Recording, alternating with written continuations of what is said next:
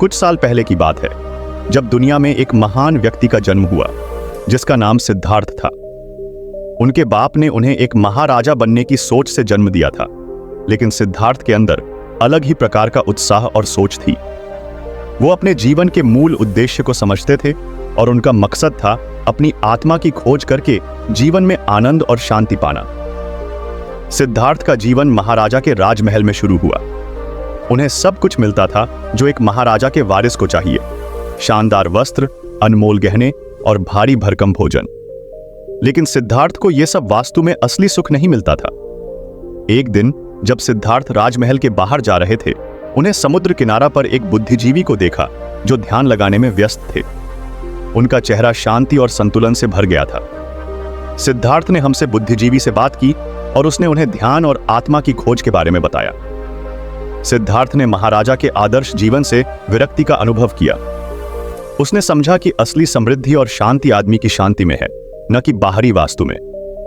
इसके बाद सिद्धार्थ ने एक महत्वपूर्ण फैसला लिया। वे घर छोड़कर ध्यान के लिए वैन में चले जाएंगे। सिद्धार्थ ने रात को अपनी पत्नी और बेटे के साथ चुपके से घर छोड़ा और वैन में चले गए। अपने राजमहल के वैभव से दूर एक भिक्षु के रूप में चुना। इस फैसले से उनके मन में एक उत्सव और वैराग्य का भाव था। सिद्धार्थ ने वैन में अपनी तपस्या शुरू की और वो बहुत ही कठिन थी। दिन रात वे ध्यान में लीन रहते थे, खाने पीने की बहुत ही कम परवाह करते थे और अपने आदमी को शांत करने की कोशिश करते थे। उनका लक्ष्य था अपनी आत्मा को समझना और मोक्ष प्राप्त करना। कई साल तक की तपस्या के बाद सिद्धार्थ ने एक दिन एक पीपल के पेड़ के नीचे बैठकर ध्यान किया। उस दिन उसे आत्मा की गहराई में एक अनुभव हुआ और उसने जागृत होकर बोध गया। उसने अनुभव को बोध गया के नाम से जाना। गौतम बुद्ध का जन्म हुआ।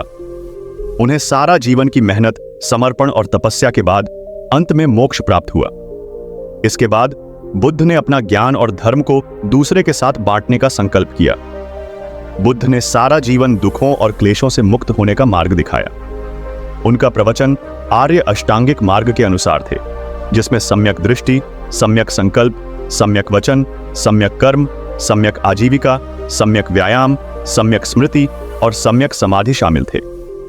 बुद्ध के प्रवचन ने जीवन के महत्वपूर्ण मूलों को प्रकट किया: करुणा, दया, अहिंसा, अहिंसा और अपरिग्रह। उन्हें समझाएं कि अहिंसा के मार्ग पर चलते हैं इंसान अपने आप को और दूसरों को शांति और समृद्धि का मार्ग प्राप्त कर सकता है। बुद्ध का प्रवचन आज भी हमारे जीवन में महत्वपूर्ण है। उनका संदेश था कि जीवन में दुख आना स्वाभाविक है, लेकिन दुख से मुक्त होने के लिए हम अपनी सोच और कर्मों को सुधार सकते हैं। बुद्ध ने हमें बताया कि मनुष्य अपने जीवन को सुधार के मोक्ष प्राप्त कर सकता है। बुद्ध की शिक्षाओं से प्रभावित होकर अनेक लोगों ने धर्म और तपस्या को अपनाया। उन्हें समझे कि जीवन का उद्देश्य शांति और आंतरिक सुख है। इस तरह से बुद्ध का धर्म एक विशेष स्थिति प्राप्त कर गया। बुद्ध ने अपना जीवन धर्म और सेवा में व्यतीत किया।